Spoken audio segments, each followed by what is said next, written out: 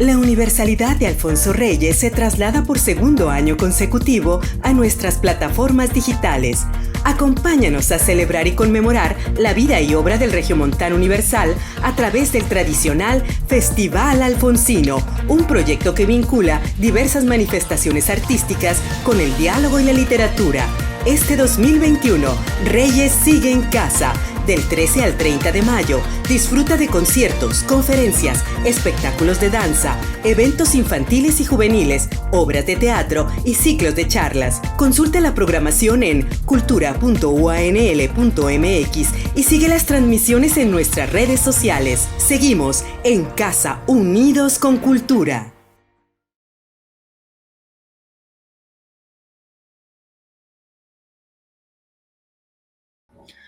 Buenas tardes, tengan todos ustedes. Es un gusto estar en compañía de Javier García Diego, a quien admiro, respeto mucho, que es una persona excelente, y se los digo porque yo lo he gozado. Este es el director de la Capilla Alfonsina de Ciudad de México. En este Festival Alfonsino en realidad yo soy así como un colado, pero va a hablar sobre la formación del joven Reyes, el exilio, esos 10 años que para mí son casi una novela, podría escribirse una novela y sería de aventuras. Pero sin más, comencemos. Javier, un gusto tenerte aquí en este Festival Alfonsino 2021 de la Universidad Autónoma de Nuevo León. José Javier, mil gracias por la invitación. Me hubiera encantado que los dos fondos, en lugar de ser nuestras respectivas bibliotecas individuales, fueran la Capilla Alfonsina de la Universidad Autónoma de Nuevo León y la Capilla Alfonsina de México. Y por cierto, una anécdota, y será la última. Me acabas de presentar como director de la Capilla Alfonsina. Cuando fui designado, un funcionario se me acercó y me dijo: oiga, doctor, usted no puede presentarse como director de la Capilla Alfonsina porque la Capilla Alfonsina no es una dirección. Y de verdad, en México la Capilla Alfonsina no tiene jerarquía de dirección.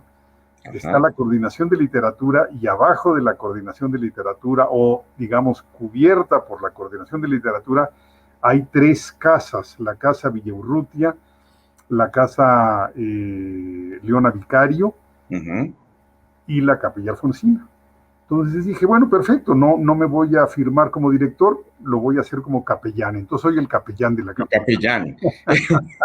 Yo soy el acólito. Capellán laico, de la Capilla Alfonsina. No, qué gusto, Javier. Y bueno, es que cuando nos estabas diciendo esta anécdota, yo estaba pensando en ese escritorio que está ahí de don Alfonso, que también me recordó el escritorio que está en Sao Paulo de Haroldo de Campos, que son muy similares. O sea, obviamente son la década de los 40, 50, los muebles, pero bueno, no eres director, pero estás, como tú dices, ahí dando, digamos, las honras muy vivas que suscita la obra de Alfonso Reyes. Bueno, y en donde sí estoy es en el escritorio de Alfonso Reyes, el verdadero. Yo me siento ahí. Pero, y esto nos hermana a ustedes y a nosotros, la biblioteca de Alfonso Reyes la tienes tú.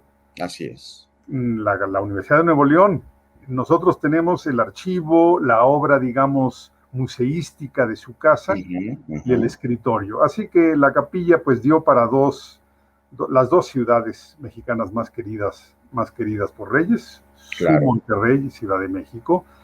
Y bueno, se han hecho, yo creo que los mejores esfuerzos, tanto ustedes con la biblioteca, magnífica labor, y nosotros pues con el archivo y con la capilla como pequeño museo, pues hacemos nuestro mejor esfuerzo. Creo que es un imán que crea un campo magnético en sus dos polos, muy interesante. Y ahora que mencionabas ese acervo artístico que está con ustedes en Ciudad de México, pues se nos descubre otro Reyes, también el Reyes artista gráfico, porque le gustaba dibujar. Bueno, está el Cerro de la Silla, que es así como un símbolo, ¿no? Pero luego nos damos cuenta que en sus testigos, en sus apuntes, también le daba por dibujar. Entonces ahí está una beta por descubrir, o sea, el Alfonso Reyes dibujante, ¿no? Pero ya soy desde muy niño. Y también tenemos un boceto escrito así sobre una hoja de la biblioteca, no de la parte domiciliar de la Capilla Alfonsina de su casa, digamos, aquí en Ciudad de México, pero sí de la biblioteca. Mira. O sea, que tenía que por cierto fue construida por un arquitecto regiomontano, Carlos Rousseau, que parece ser que no dejó tanta obra, lástima, se dedicó más a la docencia, me dicen, pero es de allá, es regiomontano, o era de allá. O sea que don Alfonso cuidaba sus raíces, digamos, claro, bien cimentado. Bueno, Javier, pues vamos a hablar sobre un tema, o más que un tema, un momento de la vida de Alfonso Reyes, que, como decía en la presentación, a mí sí se me antoja como una novela de aventuras.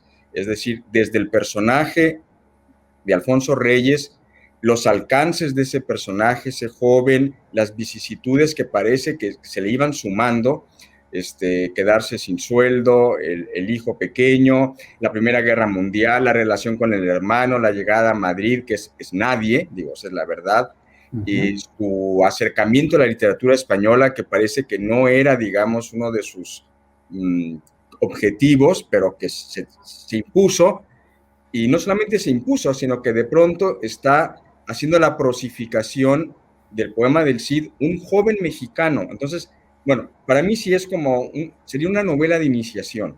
Sí, sí, absolutamente. Pero no, es tremendo lo que dices tú. Bueno, primero que todo, él sale de México realmente muy lastimado en términos personales, en términos espirituales, por la muerte del padre, por el involucramiento del hermano en la muerte del padre y en el gobierno de Huerta. Entonces se va a París. En París no lo disfruta. Hay cartas de Enrique Sureña que le dice, Alfonso, cuéntame de la ópera, del teatro, y le dice, no salgo. Estaba en una, pues, ¿cómo diríamos? En una depresión muy fuerte por la muerte del padre. Y luego, en agosto de 14, el mismo mes, simultáneamente está el inicio de la Guerra Mundial y el cese que le manda el gobierno de Carranza a todo el cuerpo diplomático. Bueno, Carranza cesó a todo el aparato gubernamental huertista, no lo reconocía, vamos, no es que lo cesara, lo desconoció, y al cuerpo diplomático. Ahora, Alfonso Reyes no tenía opciones. Primero que todo porque, vamos a pensar, Inglaterra, Italia mismo eran países beligerantes. Regresar a México, ni pensarlo.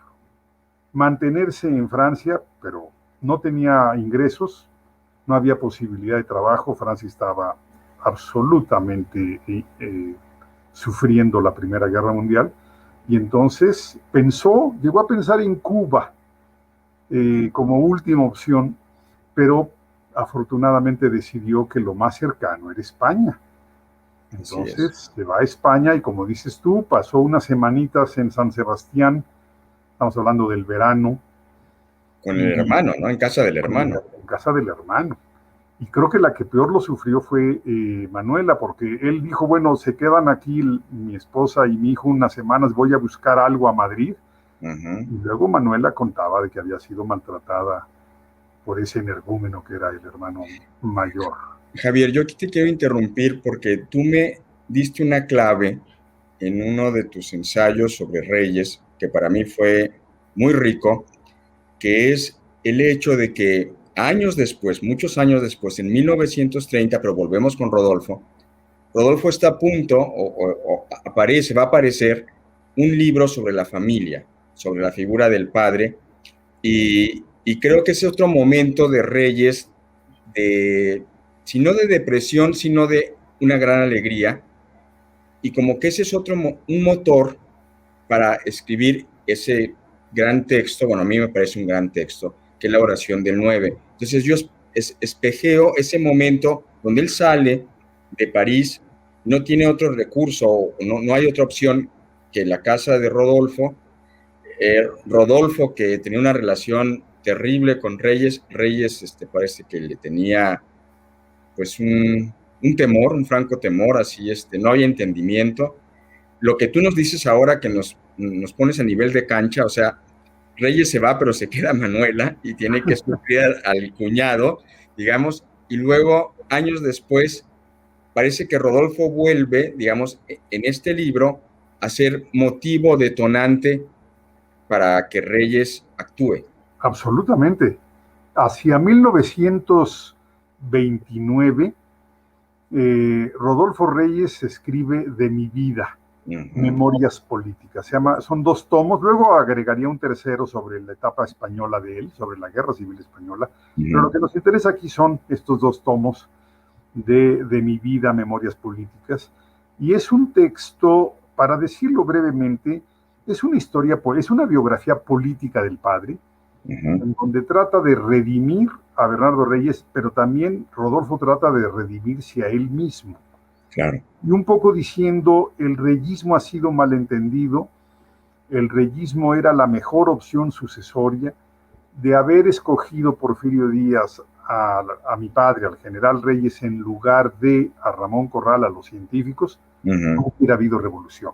Eso es más o menos lo que plantea Rodolfo Reyes. Llega a decir cosas más extremas. Por ejemplo, el primer movimiento opositor a Porfirio Díaz en México, no el de los magonistas, en México es el reyismo. Y el antireeleccionismo se montó usurpando cuadros, ideas, elementos del reyismo.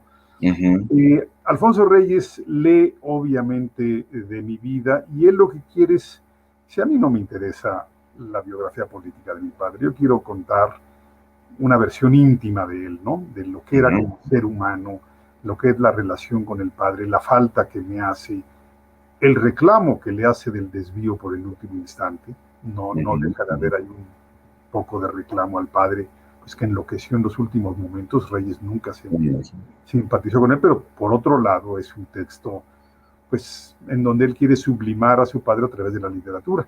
Claro, tienes toda la razón, es una respuesta, pero más poética, más literaria, más humana. Es una belleza, claro. Más honda, es una belleza.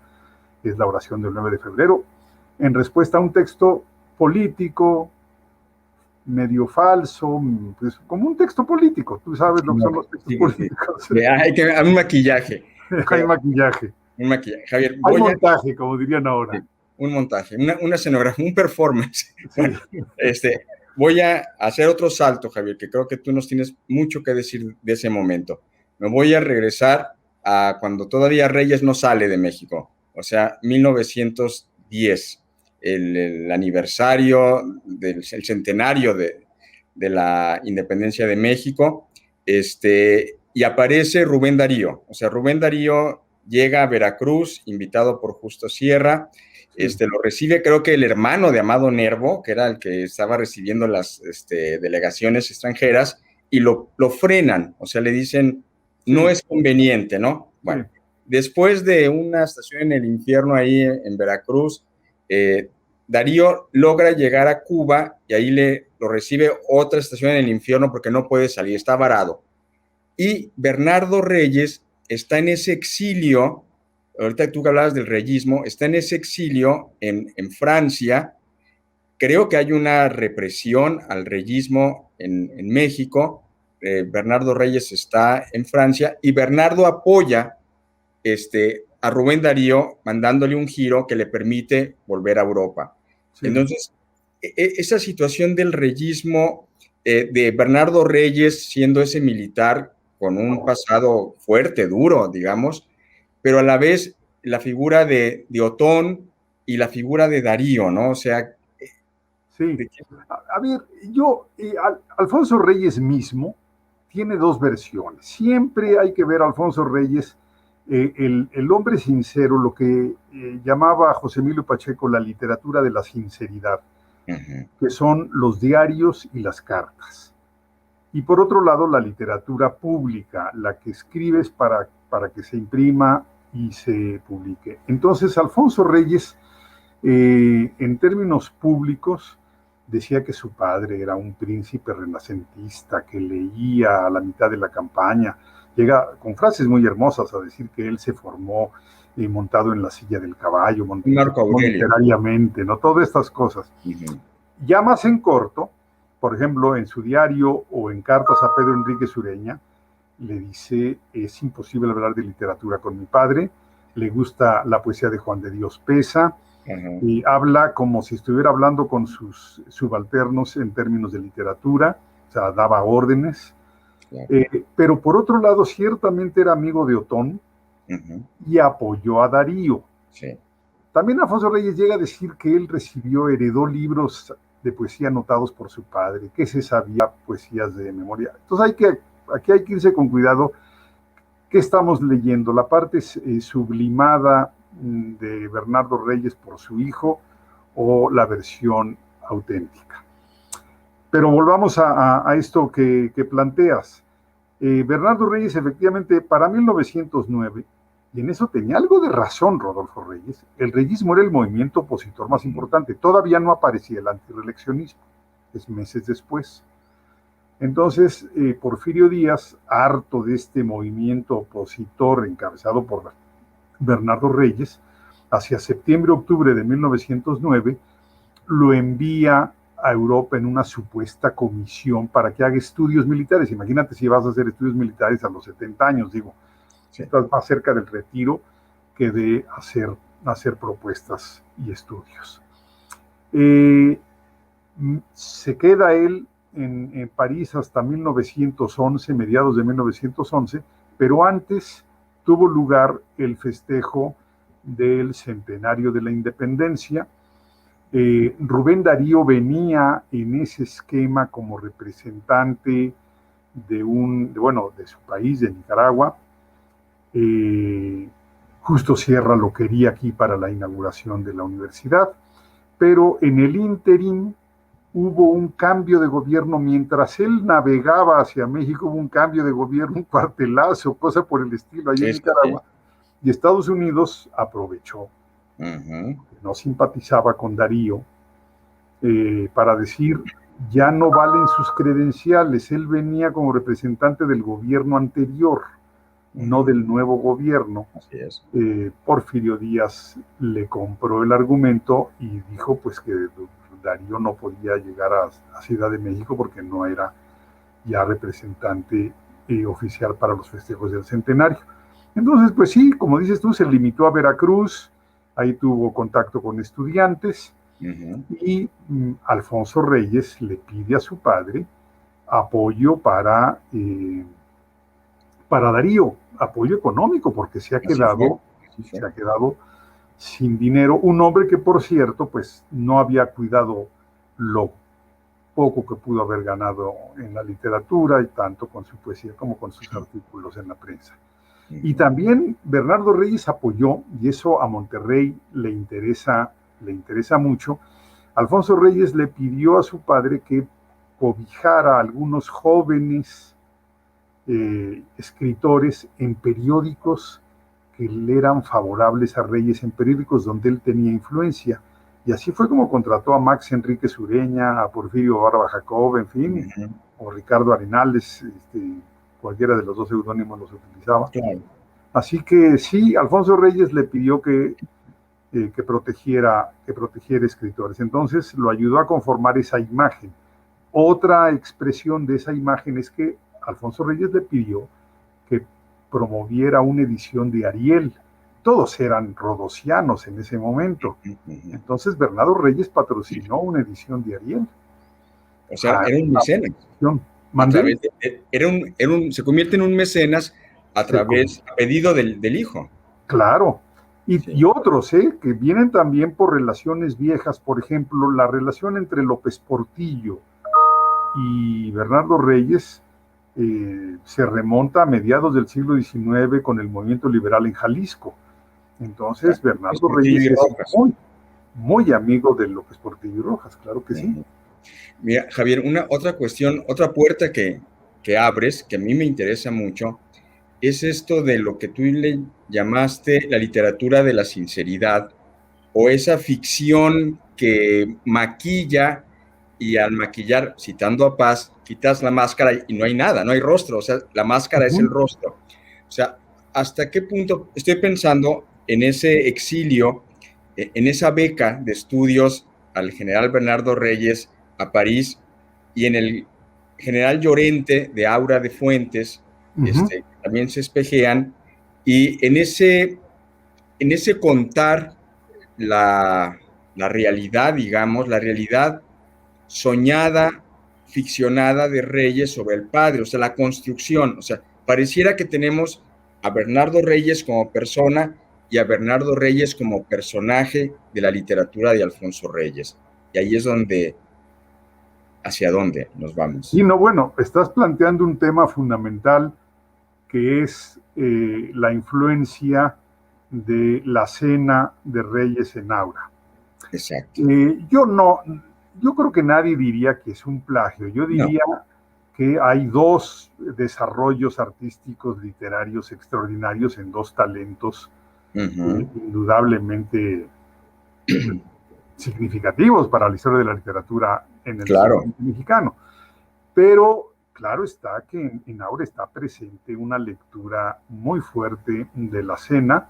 Y esta idea del general, bueno, la mujer del general que vive con una hija en un edificio viejo y que cuenta memorias a un joven escritor. En el caso de Fuentes es más claro, porque dice es un historiador al que se le invita, se le contrata, y hay erotismo, que no hay erotismo en el caso de la Cena de Reyes. Entonces es muy probable que sea algo del general. Reyes también en algún momento dice que le debe esa historia a su amigo, que también está en el exilio, ese sí había colaborado con Huerta, compañero del Ateneo, queridísimo por Alfonso Reyes, Jesús Acevedo.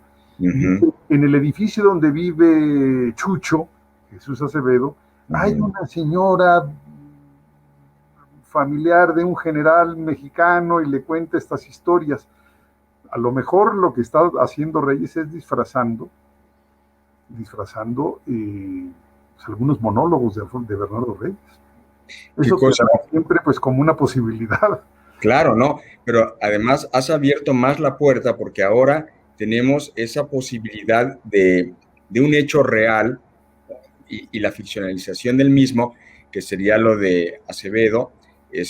Por el otro lado está los papeles de Asper de Henry James, que también se espejean con Aura. Y luego la región más transparente, donde Reyes como que explota, se enoja con Fuentes y Fuentes hace un prudente silencio, muy cortés por otro lado también. Y yo estoy de acuerdo contigo en que no podemos hablar de plagio, obviamente que no, creo que son dos joyas de la literatura mexicana. Pero bueno, yo ya me engolosiné y dejamos a Reyes yendo a Madrid, o sea, en el 14. Sí, porque ya estás brincando a la región más transparente, que es 58-59, la publicación de Fuentes, pero creo que estás tocando el tema esencial de la historia de la literatura mexicana del siglo XX. Fíjate, José Javier, yo lo veo así. En 59 van a morir Alfonso Reyes y José Vasconcelos, que eran, yo no voy a decir los mejores escritores porque no se puede decir, pero sí podemos decir los más importantes escritores. O escritores esenciales de la literatura mexicana, claro. Bueno, es en 58, Fuentes irrumpe. Fuentes y su generación irrumpen. Poco antes había escrito Rulfo lo suyo. Ciertamente Paz es otra generación ligeramente anterior. Pero unos meses antes de que muera Reyes, Fuentes irrumpe con un libro que tiene como título, pues, un epígrafe de Reyes. Entonces, para mí, la región más transparente como epígrafe se convierte en la estafeta a la nueva generación de la literatura mexicana del siglo XX. Así lo quiero ver, como de verdad, como una estafeta. Aquí está, ¿no? Sí. No hay frase más fuerte en la literatura mexicana que la región más transparente. Esa es una frase, a Reyes se le dice, no lo identificamos con ningún título. Bueno, lo identificamos con un epígrafe. Que es muy fuerte, ¿no? Es muy fuerte, sí no, yo creo que sí hay títulos, pero bueno. Claro que hay. Visión, oración. Claro, cartones, claro, el mismo, ¿no? Sí. Hombre. Pero tienes razón. O sea, creo que sí hay una estafeta y no muy profunda, quizá no tan cordial, pero sí está dada, ¿no? Sí. Pero otra cosa que espejeo, pienso en Pedro Enríquez Ureña, que es un joven dominicano, muy jovencito, y que le piden la antología del centenario, por un lado. Y luego veo a Alfonso Reyes, un jovencito mexicano, inaugurando Espasa Calpe con la prosificación del poema del Cid, que Sí, bueno, los españoles son muy celosos de su literatura, de su cultura, de todo lo que es suyo, o sea, de España, claro, ¿no? ¿Y claro. cómo es eso? Es decir, yo me quedo muy sorprendido. En México se le pide a un joven dominicano, pero es un jovencito, que Sí, haga la sí. antología. Y en Madrid se le pide, y lo hace, la prosificación del poema del Cid a un jovencito mexicano. Sí. ¿Qué Déjame, milagro tiene voy esto? a tratar pues comentar sobre esto que planteas, que es tema fundamental, pero quiero regresar A ver. a tu tema inicial, a ese exilio de Bernardo Reyes en París de 1909, cuando Díaz pues, le pide que se vaya porque se está convirtiendo en un opositor. Así es. Parece ser que estando Bernardo Reyes en París, es como Alfonso Reyes logra que se publique Cuestiones Estéticas en París, en Casa Ollendorf.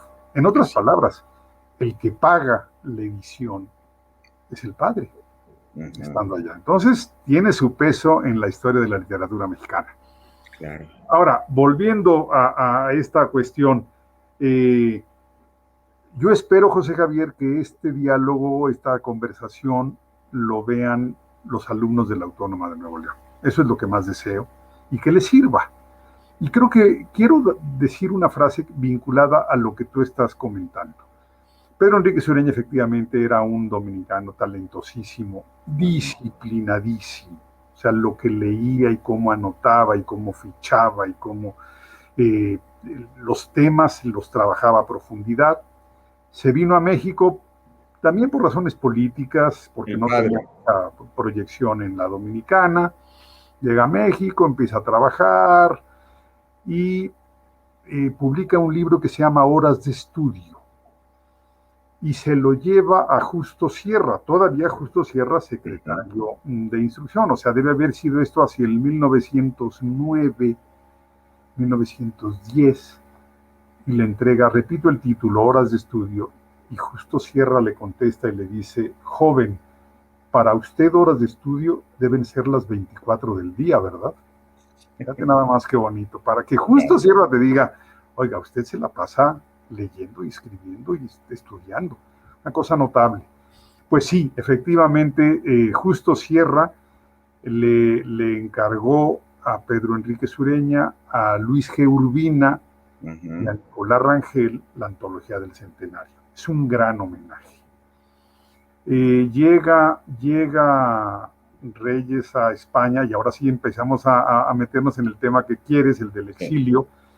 Llega muerto de hambre, no tiene trabajo, tiene dinero para un mes, se va a Madrid, ya dijimos dejando a Manuela unas semanas con Rodolfo, y alguien le da el buen consejo, sabemos quién, Ángel Zárraga, pintor mexicano, le dice, asómate al Ateneo y a tales cafés y a tales tertulias, hazte presente, que te conozcan.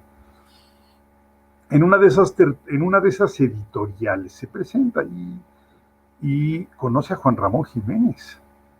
De repente, Juan Ramón Jiménez, nada menos, premio Nobel de fuertísimo, y le empiezan a platicar y le dice, oiga, ¿usted de dónde viene que sabe tanto?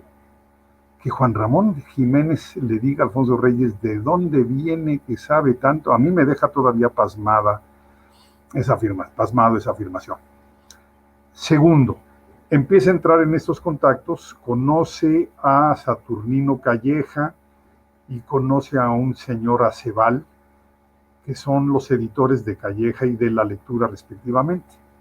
Y le empiezan a encargar, tú hablaste del Cid, de la prosificación, pero antes le encargaron Quevedo, Gracián, Arcipreste de Hita.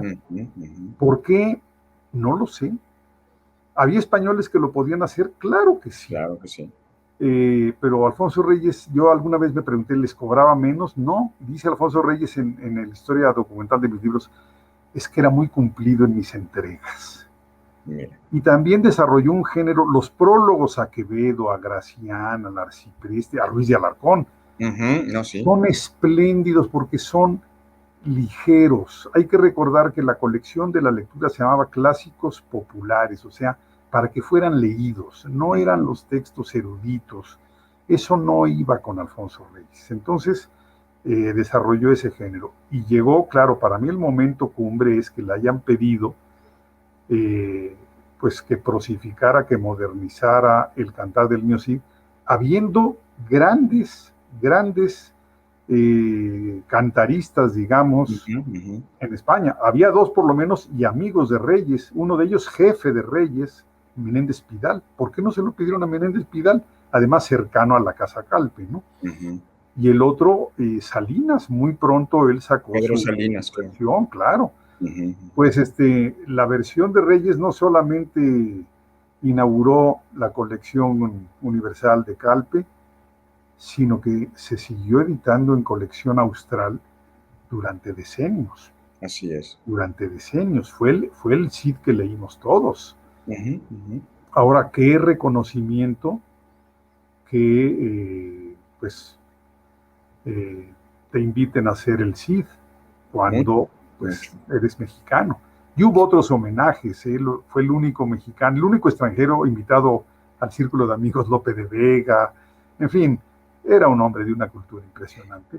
Pero mira, Javier, esto que nos estás planteando, que me parece un campo muy, muy rico, porque pienso en Juan Ramón Jiménez, que acabas de mencionar.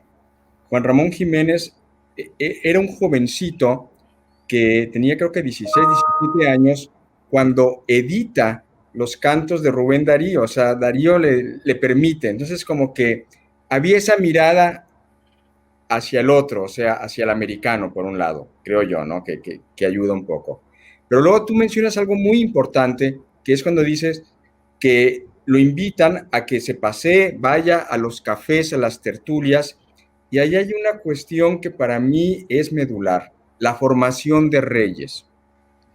Reyes se forma en España, es decir, a mí eso se me hace muy interesante y lo voy a ahora espejear, me voy a venir hasta la década de los 90. Cuando la editorial Vuelta, Octavio Paz, sí, publican la antología Una ventana abierta, creo que se llama, de la obra de Reyes, de la poesía de Reyes, muy buena, y se la encargan o la hace Gerardo Denis, otro poeta que nos puede parecer extranjero en la poesía mexicana, o sea, una voz muy particular, muy extraña. Entonces, ¿con quién podía? Se me hace como que estaba muy bien que Denis hiciera la antología de Reyes, porque Reyes no deja de ser, en ciertos giros, un tanto extranjero en la tradición poética mexicana, pero quizá fue esa formación de los cafés madrileños, de las ediciones madrileñas, de los amigos, de lo que tenía enfrente y lo que tenía que conquistar, ¿no? Sí. Cuando Juan Ramón Jiménez le dice, ¿de dónde viene usted que sabe tanto? Hay que recordar que Reyes llega a España, a Madrid en el 14, ¿no? Pero antes, desde 1910 más o menos a 1913, había sido profesor en la Escuela de Altos Estudios, creada con la fundación de la universidad, de la materia del curso de literatura española. Literatura española englobaba literatura mexicana y latinoamericana, era literatura en español. Entonces llega a España ya con ciertos conocimientos. Por eso la frase de Juan Ramón. Además, pues él se había formado en la Escuela Nacional Preparatoria. Bueno, uno de sus maestros de literatura había sido Luis G. Urbina. No debe ser una mala experiencia. Para nada, no. Con un privilegio. ¿No? Un privilegio.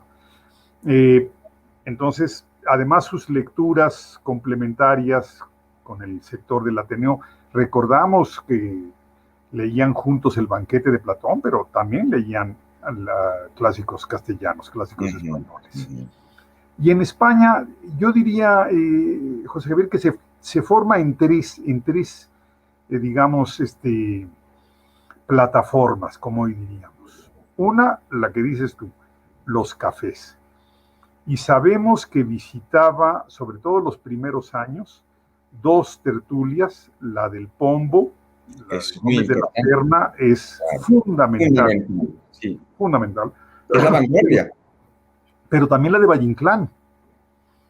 De hecho, aparece Plan Oblicuo y Valle Inclán le dice, oiga, Reyes, usted fuma marihuana como yo, refiriéndose que hay cuentos ahí fantásticos. Claro. Le dice Reyes, no, yo la marihuana la tengo dentro. O sea, sí había una capacidad de imaginación, pero eso que te reconozca Valle Inclán, Gómez de la Serna, y sobre todo, José Javier, que te reconozcan y que te inviten a ser amigo. Ser amigo, perdón que sea imprudente, que me perdonen, pero pues son esas cosas que pasan. Estos jóvenes, perdón, me estoy perdiendo, pero voy a volver a esto. En la segunda plataforma, además de las tertulias, y no estoy jerarquizando la importancia, fue haber trabajado en el Centro de Estudios Filológicos de España. Con Menéndez Pidal. Exactamente. De repente él empezaba a ir a la Biblioteca Nacional porque tenía que hacer estos trabajos de edición, que por lo tanto debería proponerlos antes de lo de Menéndez Pidal. Como te decía, él lo contrata Calleja, lo contrata La Lectura para hacer ediciones de clásicos. Gracián, Lope de Vega, Quevedo. Y su labor periodística también. Bueno, entonces ya son 4 plataformas. Y es impresionante. Va a la Biblioteca Nacional para pues, poder hacer sus estudios, para poder hacer sus prólogos, y ahí se hace amigo de los jóvenes que trabajaban con Menéndez Pidal, Federico Dionís, Tomás Navarro Tomás, Solalinde, en fin, pues los grandes, Américo Castro, Amado Alonso, y convencen a Menéndez Pidal de que lo contrate. Y bueno, trabajar con Menéndez Pidal pues es otro privilegio, es una formación, es como estudiar un doctorado en Alemania, pero en la Biblioteca Nacional de Madrid. Claro. Luego está lo que dices tú, la prensa, y sobre todo el contacto con Ortega y Gasset, en el periódico El Sol. Primero le dio una columna, que yo creo un poco tanteándolo, de crítica cinematográfica, ¿no? Y luego al darse cuenta del tamaño que tenía enfrente, le dio la página de los jueves de historia y geografía, nada menos, y ahí saca muchísimos ensayos.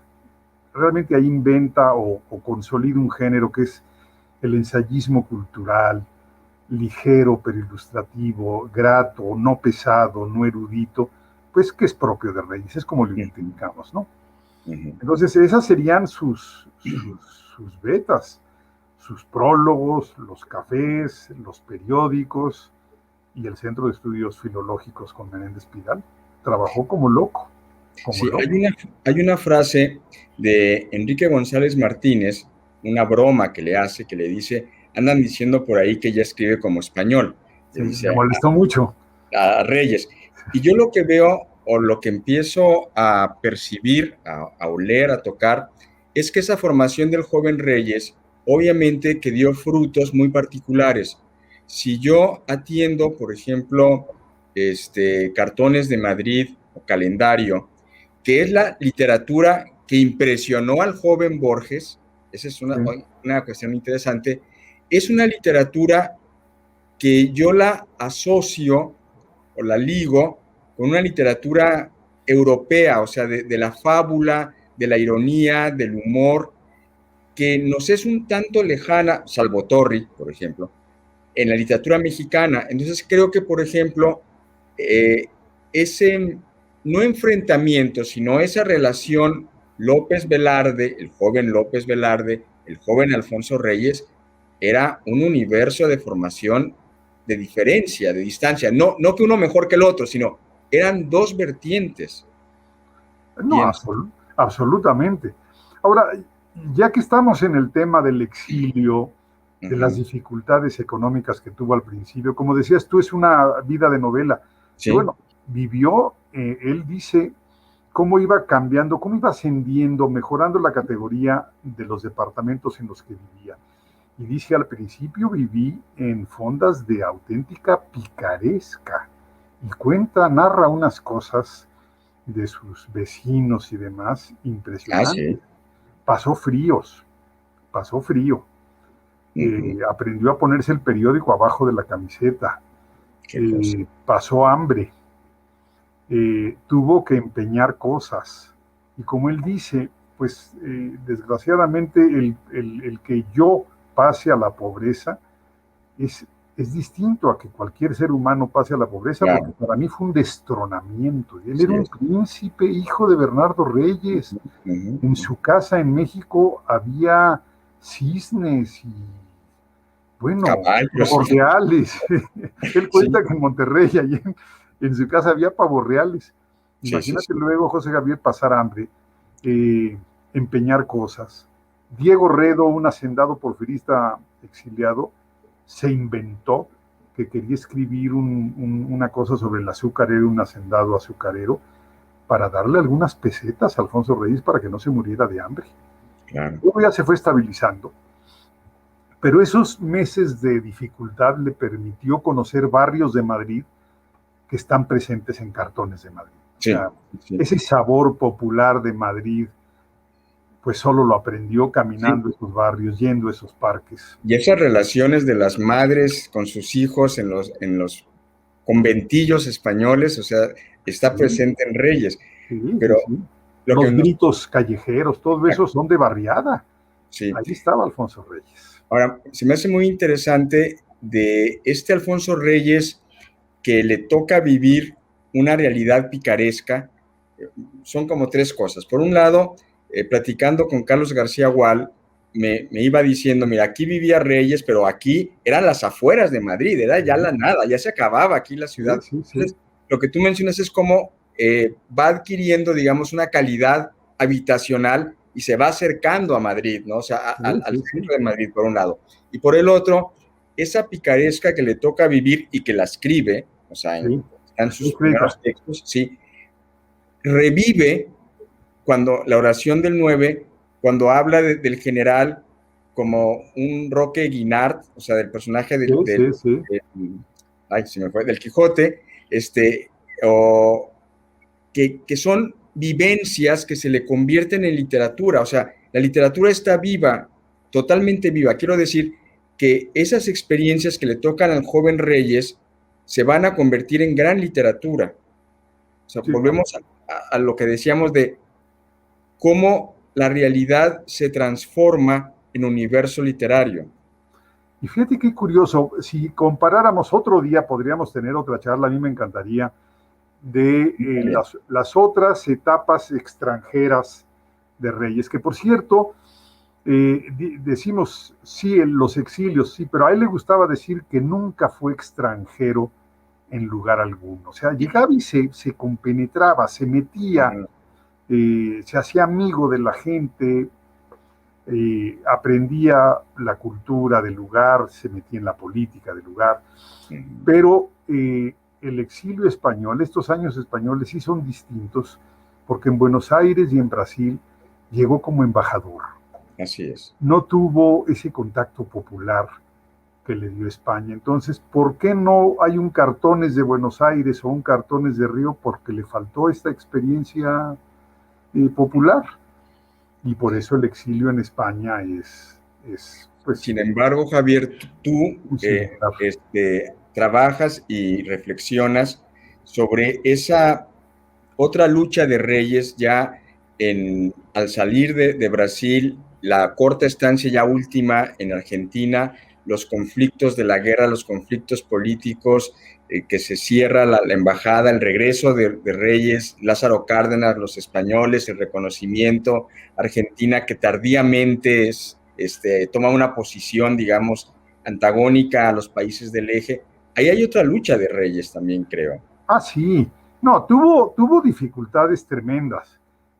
Bueno, las podríamos sintetizar. Por ejemplo, en España, primero son los años difíciles, del exilio, digamos, sin salario mexicano. Exacto. 14-20.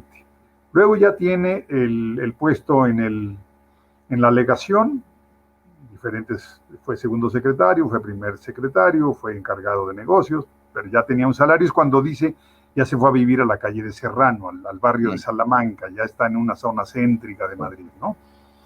Luego va... hoy en día la calle de Serrano es la calle. Es la calle por excelencia. Ya está la placa de dónde vivió Alfonso Reyes. Luego va a París, pero tiene dificultades, porque México no es una embajada bien recibida. Está la Revolución Mexicana, está la expropiación de predios agrícolas, o sea, la reforma agraria en España le genera muchos problemas. La reforma agraria a diario tiene reclamaciones. Luego viene la guerra cristera que le afecta a la embajada en Francia, bueno, la legación, el ministerio, y sobre todo la embajada en Argentina, país católico, con muchos reclamos por la guerra cristera.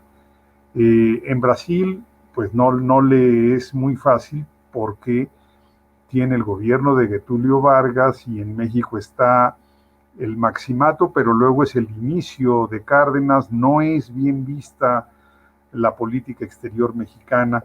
Y lo que mencionas, ya lo último es segundo periodo de embajador en Argentina, 36-37, es la guerra civil, y él toma una postura doble. Por un lado es el representante del gobierno de Lázaro Cárdenas con una postura muy clara frente a la guerra civil, pero por otro lado él lo toma como un compromiso personal con sus amigos, que todos están padeciendo el exilio. Los que no están involucrados con el gobierno de Azaña están tratando de salir corriendo de España. Él lo sufre mucho, lo sufre personalmente, hasta que el gobierno argentino llega a presionar al gobierno de México para que retire a Reyes, porque se está convirtiendo, perdón que lo diga así, pero en un militante de la guerra civil española, siendo miembro del cuerpo diplomático. Es un activista del gobierno de Azaña. Otra cara de Reyes. ¿Mandé? Esa es otra cara de Reyes muy interesante, claro, muy importante, muy viril. La gente cree que era un hombre conservador, se equivocan. Fue un gran diplomático que defendió la reforma agraria, la expropiación petrolera, en fin, y luego el exilio español en México. Sí. No, nada de conservador, él era un liberal, y esto desde un principio se deslinda de su padre, era mucho más progresista de lo que suponemos. Ahora, como él dijo alguna vez, José Javier, quiero una izquierda que sepa latín, ¿no? Una izquierda cultivada.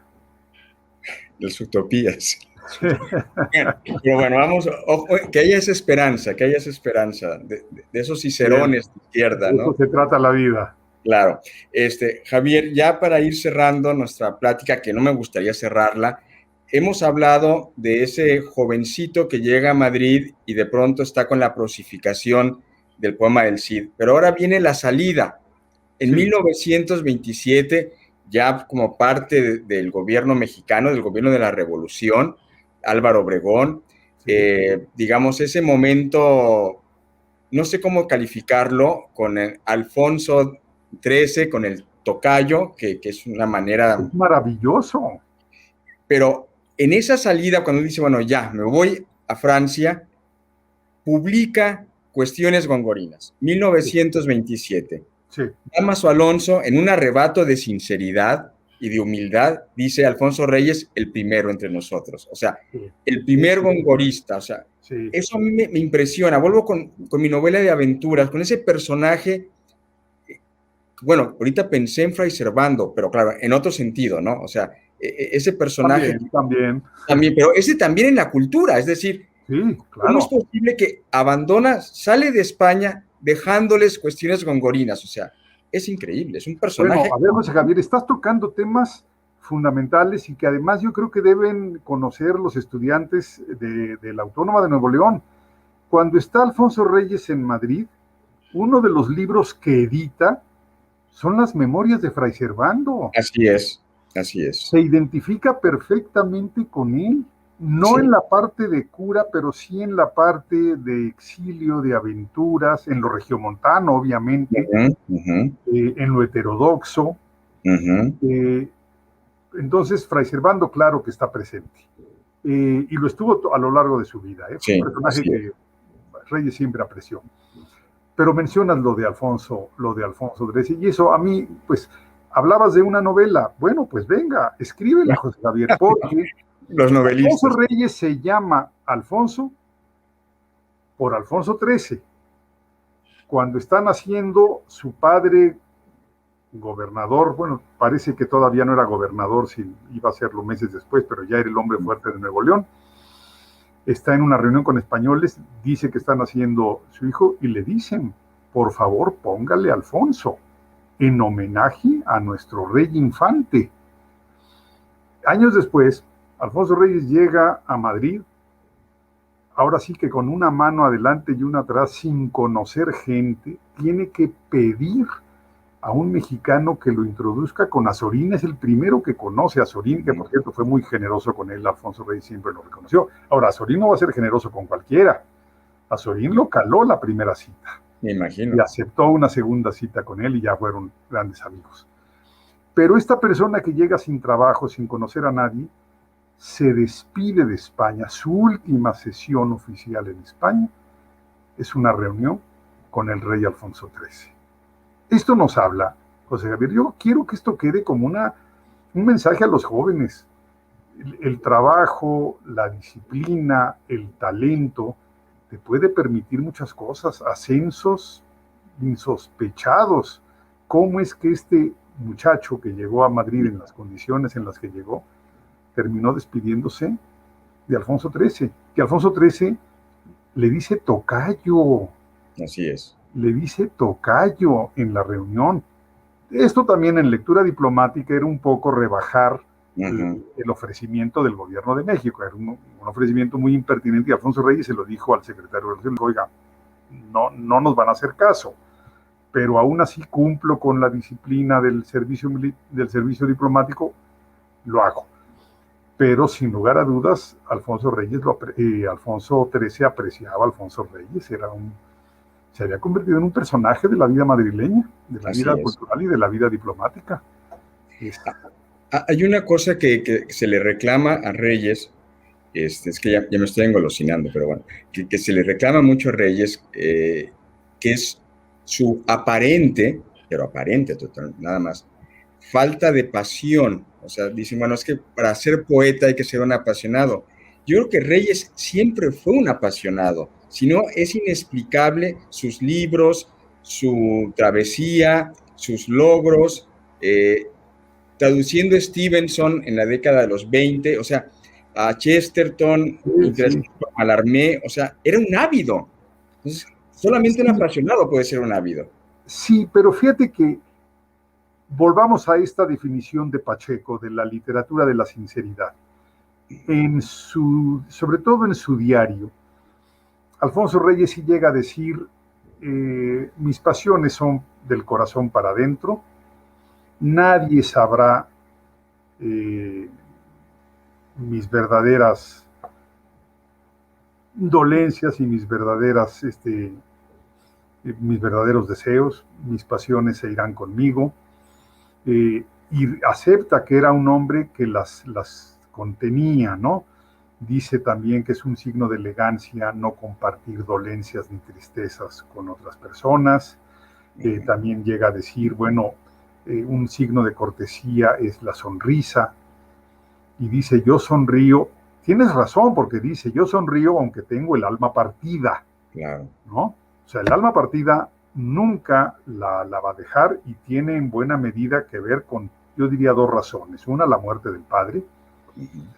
Y dos, pues sus pasiones amorosas, porque tuvo una relación matrimonial con Manuela muy longeva, pero no sé si fue una relación amorosa. Bueno, si atendemos a la salida de Brasil, esa noche terrible donde ya no hubo comunicación, sí, pues sí, tenemos un apasionado en otros, bueno, y en su poesía, porque la poesía que escribe en Brasil él llega con la nostalgia del padre, pero luego se va convirtiendo en un apasionamiento, o sea Sí, que total, ¿sí? total. Bueno, Algo encontró en Brasil. podemos leer ya algunas cartas y el diario con ese código, digamos, Uh-huh. aquella noche de Navidad cuando dice el cielo no se abre, ¿no? Refiriéndose a que pues, no tiene salida, tiene que dejar Brasil, la mujer que él adoraba dice lo que yo deseaba no puede ser, y bueno, tiene que seguir viviendo con Manuela. Tenía una relación muy civilizada con ella, sobre todo una vez que acabó el nomadismo amoroso, se sedentarizó en términos sentimentales, pero claro que tenía pasión. Ahora, lo que parece ser es que no la vertía en su poesía, ¿no? Uh-huh. Es el reclamo incluso de gente como Octavio Paz, Uh-huh. una poesía sin pasión.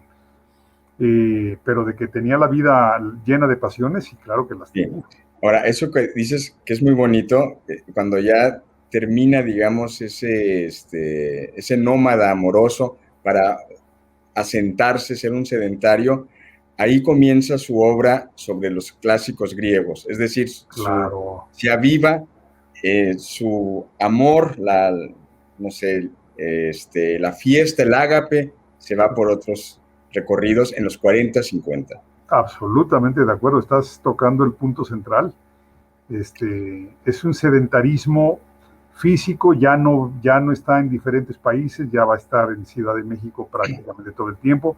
No solamente eso, va a ser un sedentarismo bibliotecario, va a estar en la capilla, un sedentarismo editorial, ya no anda publicando en plaquettes, va a publicar Uh-huh. en el Fondo o en Colegio Nacional o en Colegio de México, casi todo. Y también se concentra en el tema de los griegos. Eso es que es algo que hay que... Ahora estoy a punto de publicar una biografía de Reyes, la que tú conoces, pero ampliada. Uh-huh. O sea, Qué de 100 bien. páginas pasó a 400. Está Maravilloso. a punto de salir. A mí me gusta mucho tu biografía, me ha Bueno, gustado pues mucho. ahora la hice crecer mucho y creo que el punto fundamental son estos años finales de México, Uh-huh. en donde elige el tema de los griegos, pero, y aquí es una cuestión que te quiero yo plantear, ¿cómo definimos a Reyes? El helenista mexicano o el regiomontano universal. Y me gusta a mí más el regiomontano universal porque no se limitó a los griegos. O sea, un helenista es alguien que se concentra en los griegos, que Claro, tiene así como es. único tema, y se lo dijo nada menos que Werner Jäger, le dice, usted es un humanista, a usted le interesan los clásicos españoles, le interesa, ya mencionaste, Chesterton, Stevenson, Montaigne, Uh-huh. le interesa todo. Entonces, más que helenista mexicano, es el regiomontano universal. Es que Reyes tenía un alter ego muy fuerte, que es Goethe. Sí, bueno, ese es Un- el otro gran tema. José Exacto. Javier Ya. su gran preocupación. ¿Cómo Reyes primero fue Góngora, ¿no? Uh-huh. Cuando los primeros años, desde que llega a París, él está metido en Góngora. Así es. Y eso además pues, es tu tema, así que yo no me voy a referir más a él. Luego Mallarmé, pero yo creo que sin el peso que tenía su alter ego, que es Goethe, y sus últimos años los dedica a dos temas, a Grecia y a Goethe. Sí. Hay un libro que son el Homero en Cuernavaca, esos sonetos. Hay varios sonetos espléndidos, brillantes, punzantes, y que nos demuestran, nos revelan la pasión que sí estaba en Reyes, obviamente que avivaba a Claro Reyes. que había, claro que había. Lo que es que la trataba de contener, ¿no? Pero se le salía. Se le salía, claro. No, era un hombre, esta idea del viejito gordito bonachón, hay que enterrarla. No es. No es Alfonso Reyes. No es Alfonso Reyes. De ninguna manera. No. Y yo creo que si nosotros logramos que los jóvenes vean a este Alfonso Reyes con tantas pasiones, con tantos intereses, con tantas experiencias, podrán leerlo con más gusto y con más provecho. Así es. Javier, pues qué gusto, o sea, esta plática, he aprendido muchísimo, es Yo un placer, también. como siempre. Bueno, me la paso muy bien contigo y me gusta mucho. O sea, te aprendo mucho y bueno, un privilegio para este Festival Alfonsino 2021, tenerte, escucharte y bueno, que nos ilumines con esa lámpara poderosa. Muchas gracias. Nada, José Javier. Oye, con una última coquetería. Bien.